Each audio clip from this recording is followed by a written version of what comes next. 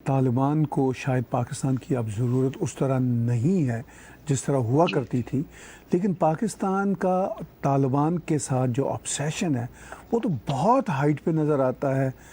और वो इस्लामी उम्मा की बात भी करते हैं, चाहे पाकिस्तान में ख़ुद इस्लाम के कई शेड हों, अफ़गानिस्तान में भी कई इस्लाम के शेड हैं, इस्लामी दुनिया में इस्लाम के कई शेड हैं। तो ये जो ऑब्सेशन है पाकिस्तान का तालिबान के लिए, इसकी फिर क्या वजह आपको समझ आती है?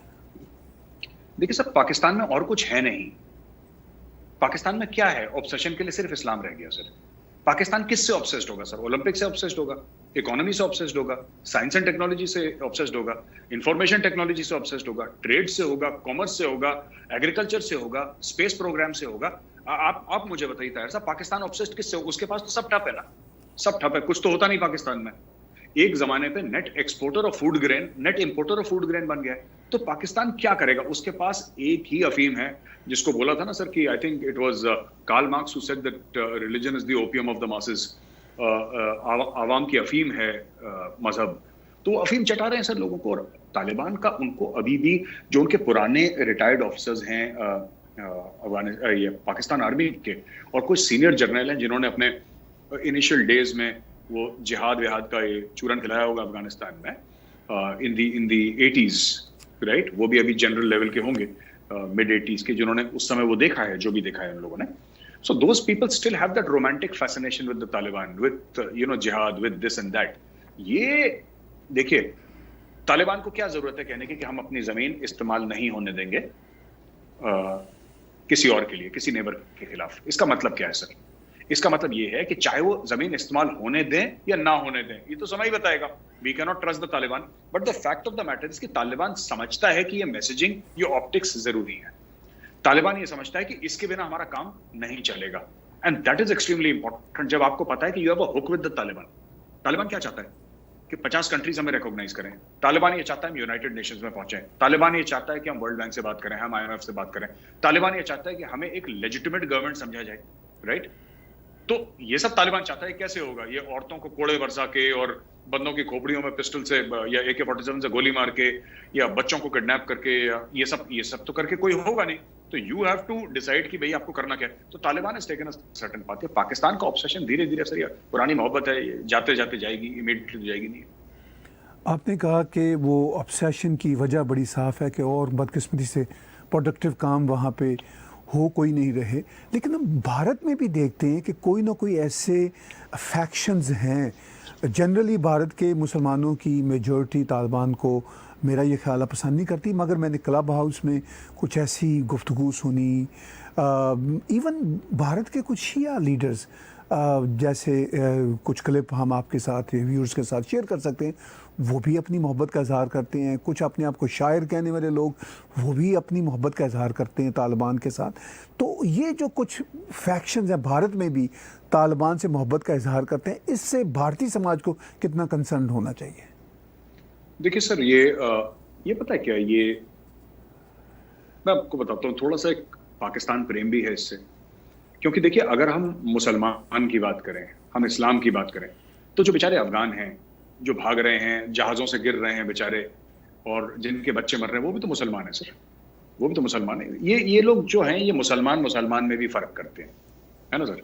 ये मुसलमान में भी फ़र्क करते हैं। पाकिस्तानी मुसलमान अच्छा है, अफगान मुसलमान बुरा है। ये माइंड सेट है। क्योंकि इन लोगों का जो आइडियोलॉजिकल किबला जो है, नज़रियाती किबला जो है, वो पाकिस्तान की तरफ पॉइंट करता है, right? And many of them, इनके फोर फादर्स थे who were involved in the Pakistan movement. तो अब ये गए नहीं वहां पे। अब यही चक्कर है ना कि अब गए नहीं। तो आप ठीक कह रहे हैं कि 99% ऑफ द इंडियन मुस्लिम्स, उनको कोई तालिबान से लेना दे, वो अपनी दाल रोटी के चक्कर में है, नौकरी, ठीक है, बेटी बेटे पढ़ जाएं। मेरे कितने मुस्लिम फ्रेंड्स हैं सर, उनका चक्कर ही पता है, वो कभी तालिबान वालिबान के चक्कर नहीं पड़ते। उनका सिंपल सा काम है कि मेरी सैलरी इतनी थी, अब मुझे वहां से कोविड के चलते सैलरी बढ़ी नहीं मेरी 1 साल से, अब मुझे वहां से जॉब ऑफर मिल रहा है तो मेरी 20% सैलरी बढ़ जाएगी। उनके ये कंसर्न है सर। जो मेरे दोस्त हैं, मैं उनकी बात कर रहा हूँ। किसी का ये कंसर्न है कि यार मेरी बहन पढ़ाई करना चाहती है, तो मैंने बैंक से लोन लिया है और वो अभी डॉक्टर बनने जा रही है। उनके ये कंसर्न है। पर क्या होता है कि कुछ लोग ऐसे हैं जो तालिबान को पसंद करते हैं। मैं उनसे सिर्फ एक कहना चाहता हूँ कि सर, अगर आपको तालिबान इतना अच्छा लग रहा है, तो आप थोड़े समय के लिए वहां पे वक्त गुजारिए। आप थोड़ा जाइए अफगानिस्तान में, तालिबान एक बार, ये जो शायर है ना मुनव्वर राणा, ये कहते हैं कि साहब तालिबान ये तालिबान वो, और कि इनको ये नहीं पता कि ये जो काम करते हैं जिससे मुनव्वर राणा का घर चलता है, तालिबान की नजरों में वो भी गुनाह है, राइट? तालिबान की नजरों में किसी भी किस्म की तफरी जो है वो गुनाह है।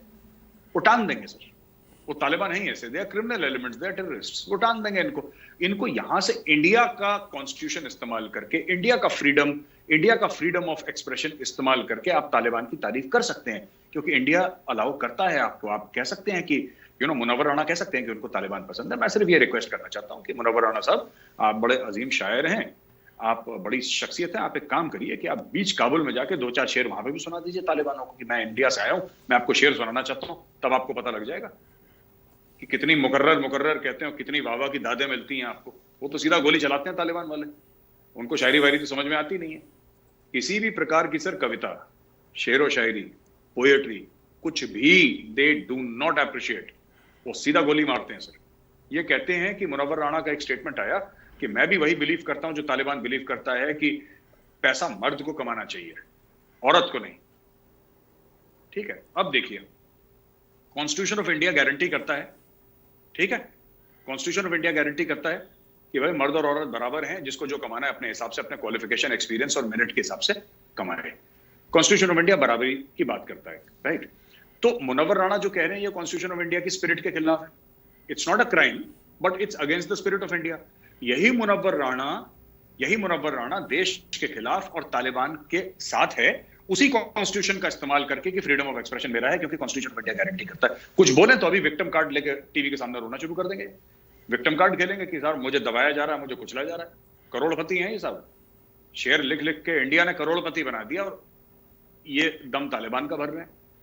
तो भैया साहब, मैं तो कह रहा हूं कि जिसको तालिबान पसंद है, जिसको भी पसंद है, गॉड ब्लेस यू, आप एक बार जाइए तो वहां पे, आप जाइए। हमें भी तो लगे कि हाँ आपने कुछ करा है काम, तो please go and please visit the Taliban and live under the rule. अब 10-15 दिन, 1 महीना रहकर रहिए, फिर हमसे बात करेंगे।